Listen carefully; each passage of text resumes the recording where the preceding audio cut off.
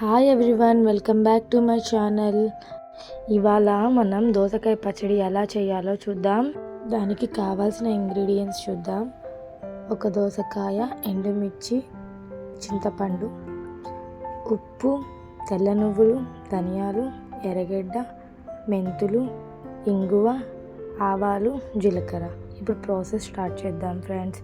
ఒక బాండీ పెట్టుకొని దాంట్లో తగినంత ఆయిల్ వేసుకొని ఆయిల్ బాగా హీట్ ఎక్కేంత వరకు ఉంచుకోవాలి. ఆయిల్ బాగా హీట్ ఎక్కాక ఎండుమిర్చి వేసుకొని బాగా ఫ్రై చేసుకోవాలి.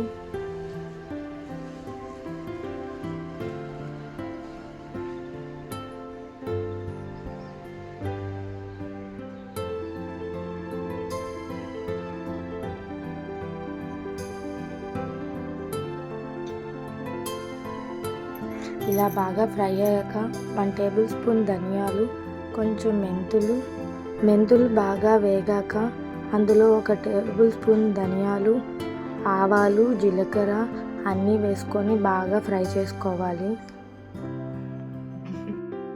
ఇలా బాగా ఫ్రై అయ్యాక 1 టేబుల్ స్పూన్ తెల్ల నువ్వులు వేసుకుందాం. తెల్ల నువ్వులు వేసుకోవడం వల్ల పచ్చడి అనేది చాలా టేస్ట్ వస్తుంది. ఇది ఆప్షనల్ అండి, ఇంగువ అనేది. మేము టేస్ట్ కోసం ఇంగువ ఒక చిటికెడు వేస్తున్నాము.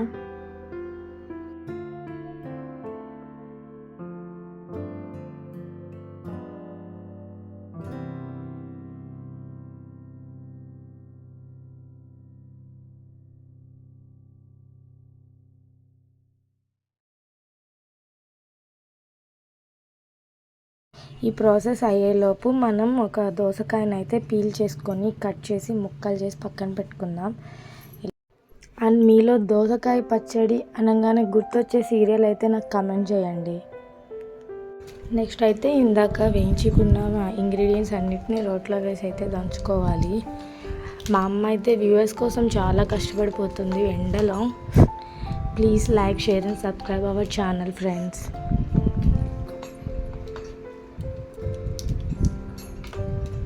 చూస్తున్నారుగా, ఇలా బాగా దంచుకున్నాక ఒక మీడియం సైజ్ నిమ్మకాయ అంత చింతపండుని రోట్లో వేసుకొని దంచుకోవాలి.